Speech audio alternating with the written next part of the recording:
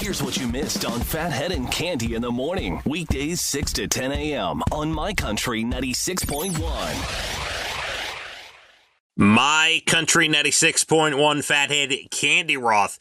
We are looking at, Candy's out, but we're still looking at a decent sunny day, but breezy, chilly. We maybe get to 58 today, possibly. If we're lucky, we get to 60. So, gonna be a chilly one today. The hoodie, the jacket. If you haven't walked outside yet, you're in the 40s.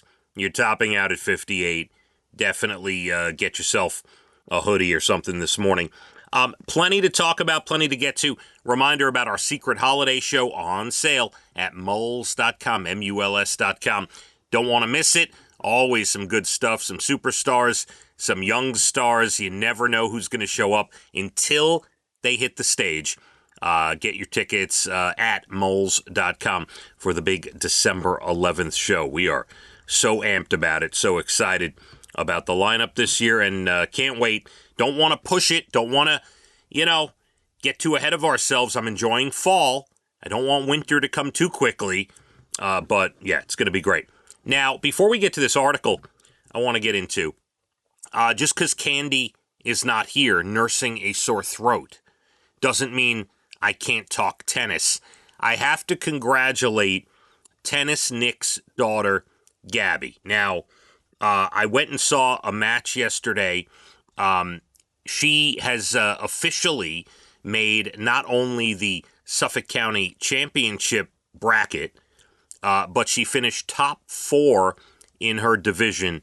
An incredible accomplishment with the superstars who are out there on the court. And what a win yesterday. What a battle. Showed that grit and that fortitude. I'm telling you what, it was exciting. So congrats to her and Tennis Nick, who is always part of the show. It was great to see as the tournament continues. And a big shout out. Again, I don't know how many of our tennis community actually listen to the show, but if you're a fan of the show and you listen and you are involved in the high school girls championship in Suffolk County, congrats and great job by all the girls out there. We've seen some high-level tennis the last week or so, and it's going to continue into next week with the Suffolk County Championships, the team tournaments, and everything else. I'll tell you, this next guy that we're going to discuss, what a story this is. What would you do? 39-year-old James Howells. He's well known in the world of crypto. He's the IT engineer in Wales who almost got rich off Bitcoin. In 2013, he had a hard drive with 8,000 Bitcoins on it. Think about that for a second. And then he accidentally threw it away. Here's how it happened. Here's the latest. It's a crazy story. So he mined them. If you don't know about Bitcoin, it's you have to mine them on computers, and it's a whole process. It's a crazy thing. Above my pay grade, and I'm not getting into it. But he mined them in 2009. They were worthless. Then he forgot about it, and then remembered when crypto blew up a little bit after that. He said, oh my, I tossed the hard drive while cleaning out my desk. Just cleaning out your desk, you're throwing things away. You see a little stick, right, like a little hard drive. You're like, this is stuff on here I haven't used in years, right? And you just toss it. It happens. 8,000 Bitcoins today would be worth over $500 million. Now, where is this drive? Believe it or not, he says he knows. It's been buried under a mountain of trash for over a decade. And he's in the news because he's suing his city council for a lot of dough, because he's been begging them to let him search for the drive, but they still won't let him. Now, here's why they won't let him. But he's suing for the full amount of what the Bitcoins would have been worth when the price peaked a few months ago, which would have been $647 million. That's what he's suing for. He claims he has assembled a team that can excavate the mountain of trash, the site that he knows the bag is at, that his hard drive is in. He threw a bag away with a bunch of old stuff, including the hard drive. He says he knows roughly where it should be, thinks it'll cost around $13 million to dig it up. I guess with the amount of time it would take, the equipment, all that. And believe it or not, he has secured the funding. I guess some very rich person said, I'll front you the $13 million.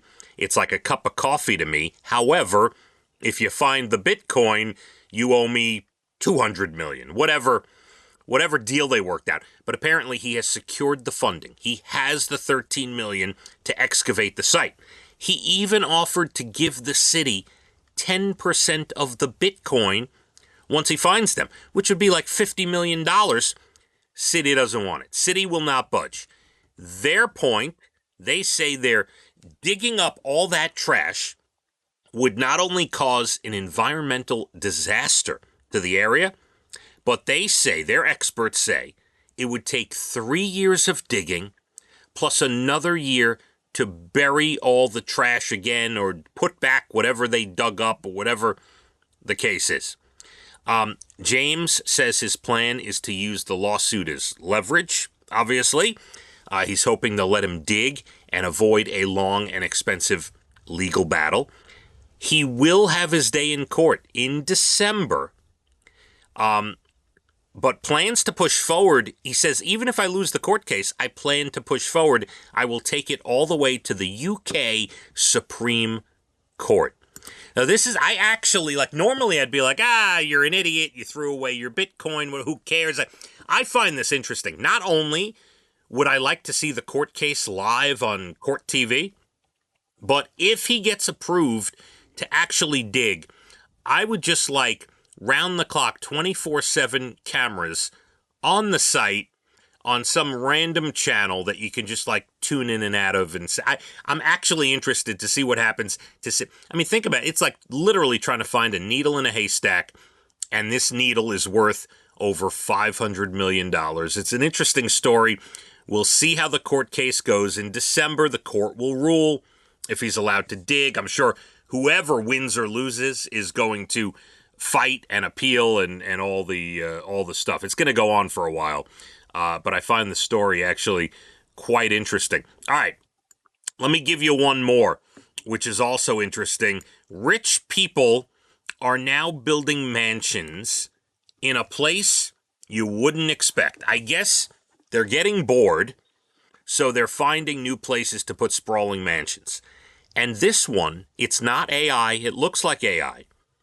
This one sits on top of a 33-story building in India. I'm telling you, you look at it, you're like, this can't be real. It's real. The guy who started construction more than a decade ago, allegedly it's already cost over $20 million. It's an extreme example of a trend that's been picking up steam. The world's wealthiest people are bored with their normal penthouses. They want something more impressive, more expensive, more interesting, and they're now trying to build mansions on top of skyscrapers. This one in particular, this guy may never live in. He fled India in 2016 after he was accused of fraud and money laundering. If he ever goes back, they will throw him in jail. He's the former chairman of United Spirits, one of the largest liquor companies in the world. So he will never get to enjoy it. But apparently, this is a new trend. The penthouse isn't enough. We're building mansions on top of the skyscraper penthouses now. Coming up less than 20 minutes away, your bald and the beautiful entertainment, everything from Nashville to Hollywood. We've got national days and good news stories late 8 o'clock hour, and a breezy sunny day. Going to be about 58 or so for the high, so make sure you got that jacket on, that hoodie. Let's hit the roads. My Country 96.1. Phathead and Cande in the morning, weekdays 6 to 10 a.m. on My Country 96.1.